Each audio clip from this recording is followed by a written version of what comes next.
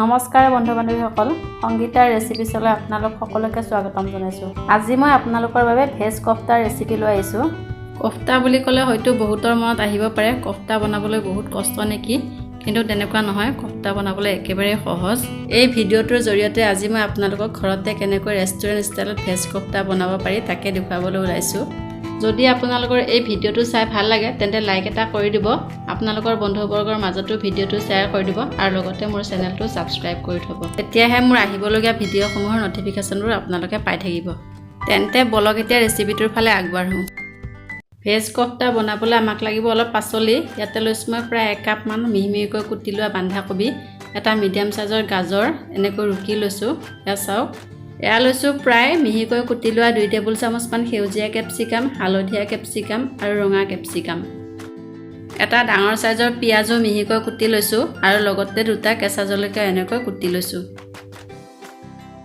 এই গোটেইখিনি পাচলি মই এতিয়া বাতি এটাত লৈ ল'ম। আপোনালোকে ইয়াতে নিজৰ পচন্দৰ যিকোনো পাচলি এড কৰিব পাৰে। ইয়াতে মিহিকৈ কুটি লৈ অকণমান ধনিয়া পাত দি দিছোঁ। সৰু চামুচ এখনেৰে আধা চামুচ আদা নহৰুৰ পেষ্ট দিছোঁ। সৰু চামুচ এখনেৰে আধা চামুচ গৰম মছলাৰ গুড়ি, আধা চামুচ হালধি গুড়ি, আধা চামুচ শুকান জলকীয়াৰ গুড়ি, আধা চামুচ কাশ্মীৰী জলকীয়াৰ গুড়ি, লগতে ডাঙৰ চামুচ এখনেৰে 2 চামুচ কৰ্ণফ্ল'ৰ দিছোঁ। কৰ্ণফ্ল'ৰটো অপশ্যনেল হয়, কৰ্ণফ্ল'ৰৰ ঠাইত আপোনালোকে গোটেইখিনি বেচনকে ব্যৱহাৰ কৰিব পাৰে। ডাঙৰ চামুচ এখনেৰে 2 চামুচ বেচন দিছোঁ। ইয়াতে মই সৰু চামুচ এখনেৰে 4/4 এভাগ বেকিং ছ'ডাও দিছিলোঁ, সেইখিনি আপোনালোকক দেখুওৱা নহ'লে। সৰু চামুচ এখনেৰে 1 চামুচ ৰিফাইন তেল দিছোঁ। বেকিং ছ'ডা আৰু ৰিফাইন তেল দিলে কফতা বলকেইটা ধুনীয়া ছফ্ট হয়। এইখিনি মই এতিয়া ভালকৈ মিহলাই ল'ম। ইয়াতে মই অকণো পানী ব্যৱহাৰ নকৰোঁ। পানী ব্যৱহাৰ নকৰাকৈ ইয়াতে মই অলপকৈ বেচন দি এইখিনিৰ এটা ডো প্ৰস্তুত কৰি ল'ম। কিছুমান পাচলিত পানীৰ পৰিমাণটো কম আৰু কিছুমান পাচলিত বেছি থাকে, সেই অনুপাতে বেচনৰ পৰিমাণটো কম বেছি হ'ব পাৰে। ইয়াতে ডাঙৰ চামুচ এখনেৰে 2 চামুচ বেচন আকৌ দি দিছোঁ। পাচলিখিনি যেতিয়ালৈ লাড়ু বান্ধিব পৰা অৱস্থালৈ হৈ নাহে তেতিয়ালৈ ইয়াতে এনেকৈ অলপ বেচন মিহলাই যাম। এয়া চাওক, পাচলিখিনি এনেকৈ এটা লাড়ু বান্ধিব পৰা অৱস্থালৈ হৈ আহিছে। এতিয়া আৰু মই ইয়াতে বেচন মিহলি নকৰোঁ। ইয়াতে মোৰ ডাঙৰ চামুচ এখনেৰে 10-12 চামুচমান বেচনৰ প্ৰয়োজন হৈছে। এতিয়ালৈ মই ইয়াতে নিমখ ব্যৱহাৰ কৰা নাছিলোঁ। এয়া মই সোৱাদ অনুযায়ী নিমখ দি দিছোঁ। নিমখ দিয়াৰ পিছত যদি পাচলিখিনিৰ পৰা পানী ওলাই আহে তেন্তে ইয়াতে অকণমান বেচন আৰু মিহলাই ডোটো অলপ টাইট কৰি ল'ব। বহুতে কি কৰে, পাচলিত থকা পানীখিনি চেপি পেলাই উলিয়াই দিয়ে, কিন্তু মই তেনেকুৱা কৰা নাই। তেনেকুৱা কৰিলে পাচলিত থকা নিউট্ৰিয়েশ্যনখিনি নাইকিয়া হৈ যায়। আপোনালোকে ইচ্ছা কৰিলে সেই প্ৰচেছটো কৰিব পাৰে। তেতিয়া বেচনৰ পৰিমাণটো অলপ কমকৈ লাগিব। অকণমান ৰিফাইন তেল ডোটোৰ ওপৰত ভালকৈ সানি এই ডোটো 10-15 মিনিটমান ৰেষ্ট কৰিবলৈ থৈ দিম, যাতে বেচনখিনি ভালকৈ ফুলি আহে। ডোটো ৰেষ্ট কৰা 10-15 মিনিট হয় মানে তেতিয়ালৈ মই গ্ৰেভিটোৰ কাৰণে অলপ মছলা ৰেডি কৰি ল'ম। এটা মিক্সিৰ জাৰ লৈছোঁ। ইয়াতে দিছোঁ অলপ সৰুকৈ কাটি লোৱা 2টা মিডিয়াম চাইজৰ বিলাহী, 2টা মিডিয়াম চাইজৰ পিঁয়াজ, 1 ইঞ্চিমান দীঘল এটুকুৰা আদা, 6-7 ফুটামান নহৰু, এমুঠি কাজু আৰু এটা কেঁচা জলকীয়া। এই গোটেইখিনি বস্তু মই এতিয়া খুব ধুনীয়াকৈ পেষ্ট কৰি ল'ম। এয়া চাওক, এইখিনি মই এনেকৈ পেষ্ট কৰি ল'লোঁ। এইখিনি আপোনালোকে যিমানে মিহিকৈ পেষ্ট কৰিব সিমানে আমাৰ গ্ৰেভিটোত ক্ৰিমি টেক্সচাৰটো আহিব। এইখিনি অলপ এতিয়া ছাইড কৰি থ'ম। এইখিনি ৰেষ্ট কৰা 15 মিনিট হৈ গৈছে। এতিয়া মই এই ডোটোৰ পৰা অলপ সৰুকৈ কফতাৰ বলবোৰ বনাই ল'ম। হাতত অলপ ৰিফাইন তেল ভালকৈ সানি লৈছোঁ। এনেকৈ হাতত অলপ তেল সানি ল'লে বেচনখিনি হাতত লাগি নধৰে, কফতাৰ বলবোৰ বনাবলৈ সুবিধা হয়। কফতাৰ বলবোৰ বনাই গৈ থাকোঁতে যদি হাতত বেছিকৈ লাগি ধৰা যেন পায় তেন্তে হাতখন ধুই চাফা কৰি হাতত তেল সানি আকৌ কফতাৰ বলবোৰ একেদৰে বনাই যাব। এয়া চাওক, কফতা বলটো মই এনেকৈ অলপ সৰুকৈ বনাই প্লেট এখনত থৈ লৈছোঁ। এনেকৈয়ে মই গোটেইকেইটা কফতা বল বনাই প্লেট এখনত থৈ যাম।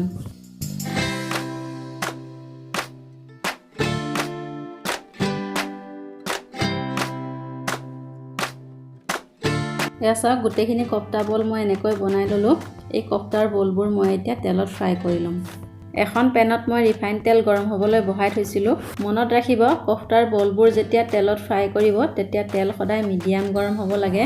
যদি তেলখিনি বহুত বেছি গৰম হৈ যায় তেন্তে কফতাৰ বলবোৰ তেলত দিয়াৰ লগে লগে ৰঙচুৱা হৈ যাব আৰু কফতাটো ভিতৰৰ ফালে ভালকৈ নিসিজিব। তেলখিনি মিডিয়াম গৰম হৈ গৈছে। মই এতিয়া পেনখনত যিমানখিনি কফতাৰ বল জুৰে সিমানখিনি এটাকৈ দি যাম।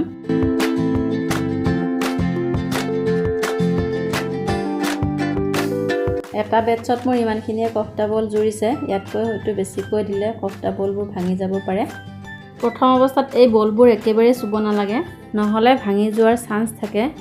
লাগিলে পেনখনকে এনেকৈ লাহেকৈ ঘূৰাই দিব। এইখিনি অকণমান ডাঠ হৈ অহাৰ পিছত হাতা এখনেৰে লাহেকৈ লুটিয়াই দিছোঁ।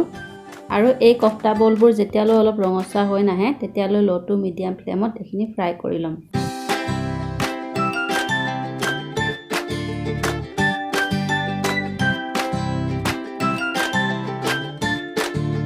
এয়া চাওক, কিছু সময়ৰ পিছত আমাৰ কফটা বলবোৰ ধুনীয়া ৰঙচুৱা হৈ আহিছে। এইখিনি মই প্লেট এখনত উলিয়াই ল'ম আৰু বাকী থকা কফটা বলবোৰো একেদৰে ফ্ৰাই কৰি ল'ম।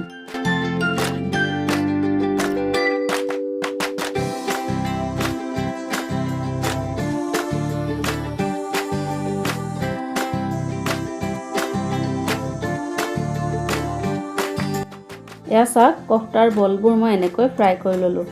তেলখিনি চাফা কৰি গেছত মই একেখন পেনকে আকৌ বহাই দিছোঁ। পেনখন অলপ গৰম হোৱাৰ পিছত ইয়াতে ডাঙৰ চামুচ এখনেৰে 2 চামুচ ৰিফাইন তেল দিছোঁ। তেলখিনি অকণমান গৰম হোৱাৰ লগে লগে ইয়াতে 2 খিলা তেজপাত দিছোঁ। সৰু চামুচ এখনেৰে 1 চামুচ গোটা জিৰা, 2টা লং আৰু 2টা ইলাচি।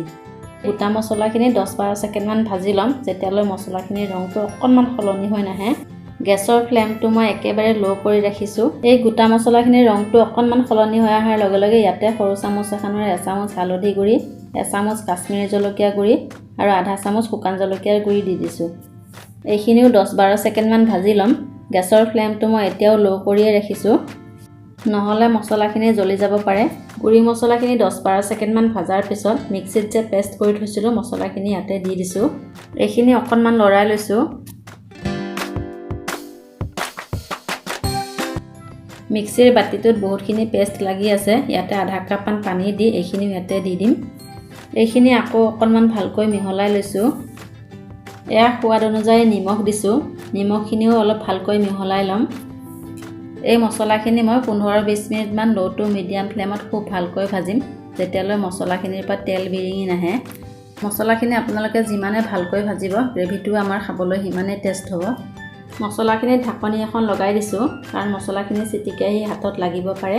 এনেকৈ মই ঢাকনি লগাই লগাই মছলাখিনি 15-20 মিনিটমান খুব ভালকৈ ভাজি ল'ম। 15 মিনিটৰ পিছত এয়া চাওক, মছলাখিনিৰ পৰা তেল বিৰিঙি আহিছে, আপোনালোকে নিশ্চয় মন কৰিছে চাগে। এতিয়া মই ইয়াতে আৰু অকণমান মছলা এড কৰিম। এয়া দিছোঁ সৰু চামুচ এখনেৰে 1 চামুচ ধনিয়া গুড়ি, আধা চামুচ জিৰা গুড়ি আৰু সৰু চামুচ এখনেৰে 1/4 গৰম মছলাৰ গুড়ি। এইখিনিও অলপ ভালকৈ মিহলাই লৈছোঁ। মছলাত থকা পানীখিনি একেবাৰে শুকাই গৈছে, সেইকাৰণে মই ইয়াতে ডাঙৰ চামুচ এখনেৰে 2-3 চামুচমান পানী দি দিছোঁ।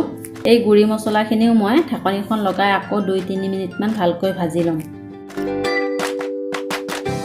2 মিনিটৰ পিছত ঢাকনিখন দাঙি দিলোঁ। এয়া চাওক, মছলাখিনি আমাৰ প্ৰায় ভাজা হৈ গৈছে। এইখিনি অকণমান লৰাই লৈছোঁ। মছলা ভজাৰ গোটেইখিনি প্ৰচেছ মই ল' টু মিডিয়াম ফ্লেমতে কৰিছোঁ। এয়া মই ইয়াতে ডাঙৰ চামুচ এখনেৰে 2 চামুচ ফ্ৰেছ ক্ৰীম দিছোঁ। ক্ৰীমখিনিও মছলাখিনিৰ লগত অলপ ভালকৈ মিহলাই ল'ম। ক্ৰীমখিনি মিহলাই হোৱাৰ পিছত ইয়াতে মই সৰু চামুচ এখনেৰে 1 চামুচ কচুৰি মেথি এনেকৈ গুড়ি কৰি দি দিছোঁ। কচুৰি মেথি আপোনালোকে যিকোনো ধৰণৰ গ্ৰচাৰী দোকানত অতি সহজতে কিনিবলৈ পাব। আপোনালোকে যেতিয়া যিকোনো ৰেচিপিৰ কাৰণে কচুৰি মেথি ব্যৱহাৰ কৰিবলগীয়া হ'লে তেতিয়া কি কৰিব, এয়া চাওক, গেছত এখন টাৱা ভালকৈ গৰম কৰি ল'ব। টাৱাখন ভালকৈ গৰম হৈ যোৱাৰ পিছত গেছটো অফ কৰি দিব আৰু ইয়াতে আপোনালোকক যিমানখিনি প্ৰয়োজন হয় সেই হিচাপত কচুৰি মেথি দি কচুৰি মেথিখিনি ভালকৈ সেকি ল'ব। অলপ সময় গৰম টাৱাখনত কচুৰি মেথিখিনি সেকাৰ পিছত এয়া চাওক, কচুৰি মেথিখিনি ধুনীয়াকৈ গুড়ি হৈ গৈছে। কচুৰি মেথিখিনি মছলাখিনিৰ লগত অলপ ভালকৈ মিহলাই লৈছোঁ।